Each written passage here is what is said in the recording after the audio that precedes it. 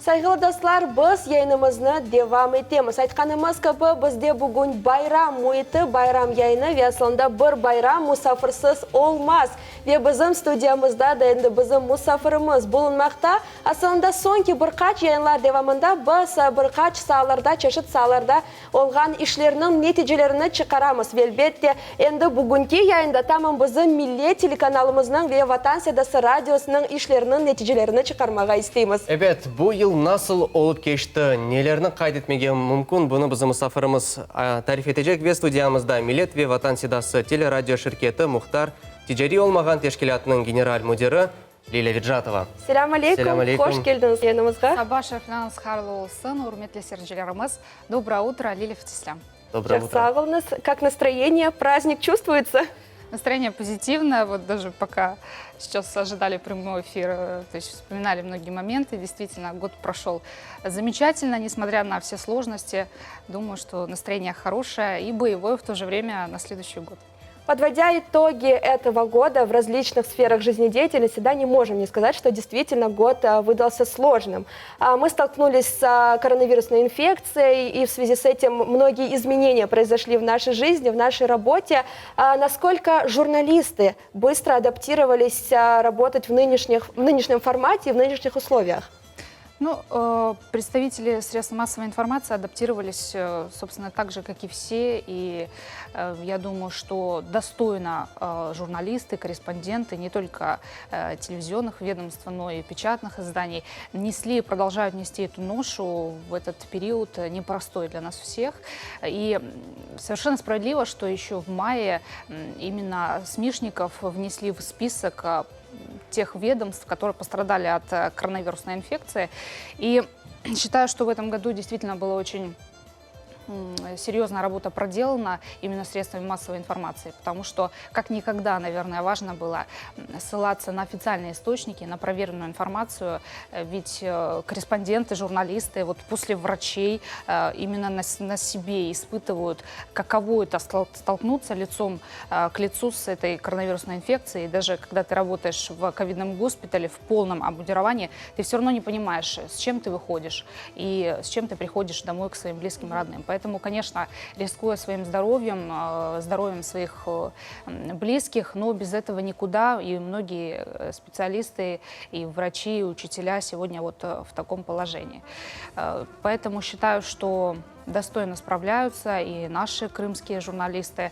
Поэтому самое главное, что сейчас здоровы, и самое главное — беречь себя. Да, и стоит отметить то, что многие наши коллеги и работали, и продолжают работать на сегодняшний день в красных зонах. Кстати, вот все равно, вот делая срезы, понимаем, что люди больше доверяют именно официальным источникам. Может быть, вот, кстати, это пандемия и, собственно, внесла коррективы в этой истории тоже. Потому что все равно от незнания, от непонимания появляются различные фейки, и сложно понять, где же правда. Уже, как говорят, уже каждый там побыл врачом, начал изучать медицину и так далее, но все равно нужно ссылаться именно на достоверную информацию, и именно тут вот СМИ сыграли свою роль.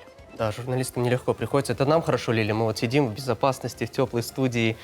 Вот. Ну, главное — дистанцию соблюдать все равно. Да, это самое главное. Несмотря на сложности, год был действительно еще и плодотворным для нашей республики и для телеканала «Милет». Какие события, какие проекты вы бы хотели отметить, вот, подводя итоги года? Фетислям, вот знаешь, мне бы не хотелось, вот разрешите мне такую скромную позицию здесь выдержать, обозначать определенные там проекты. Часть перезагрузились, часть там появились новые истории и так далее. Я думаю, что здесь именно наша аудитория, наш зритель должен вот сам решить, и для нас будет высокая оценка, если вот хотя бы небольшую динамику, но будет чувствовать именно наша аудитория. Темп взят хороший, я думаю, что и вы это чувствуете, и в любом случае этот ритм будет, то есть мы его будем поддерживать в следующем году. Много идей, все они сейчас пока на бумаге, но уже хорошо. Мы коллектив творческий, и самое главное, чтобы, вот я же говорю, был микроклимат хороший в коллективе, и тогда будет желание творить, создавать что-то новое. Что касается новогодних каникул, хочу сказать, что будет действительно что посмотреть, и Авторские проекты тоже подготовили, ну, особенные, с такой новогодней ноткой.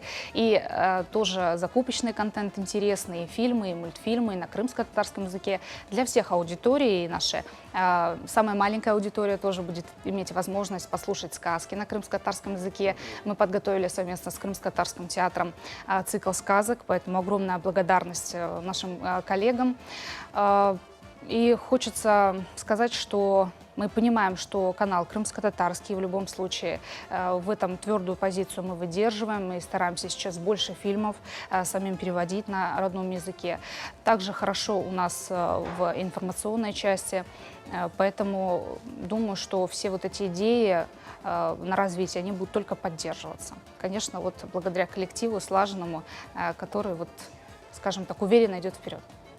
Да, действительно, я думаю, что наши телезрители заметили это развитие, этот рост, да, программы, которые появились в новом сезоне, но тем не менее, все-таки хотелось бы отметить один из ярких проектов нашего телеканала, это номинацию «Конкурс Миллет Минлига». И в этом году, несмотря на различные трудности, да, и ограничения, все-таки удалось, немножечко в другом формате, но все-таки удалось провести этот концерт, да, это мероприятие. На самом деле у нас была идея даже провести в онлайн-формате, потому что именно с этого дня начались ограничительные меры новые, но все-таки вот поняв формат и поняв, что мы, к сожалению, не всех гостей смогли пригласить, но только участников и наших сотрудников, кто организовал это мероприятие, то есть завышая количество определенное людей, да, до 50 человек, сумели это сделать, провести, потому что, ну, этот фестиваль очень полюбился аудитории, и просто не было права его там проводить, скажем так, в онлайн-формате, да.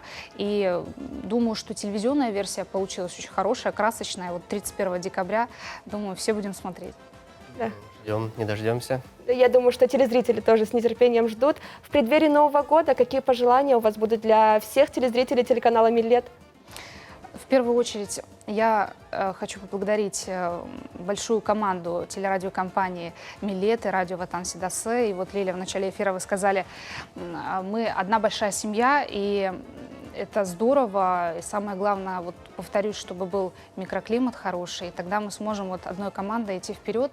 Поэтому хочу поблагодарить всех сотрудников за проделанную работу. И хочется верить, что на каникулах наберемся сил и, скажем так, с новыми идеями будем творить в 2021 году. Нашим уважаемым телезрителям хочу пожелать, конечно, здоровья в этом году, уюта в ваших семьях. И хочется верить, что телеканал «Миллет» и радио «Ватан Сидасы» не просто вот информационные ведомства для вас, но и нечто теплое и родное.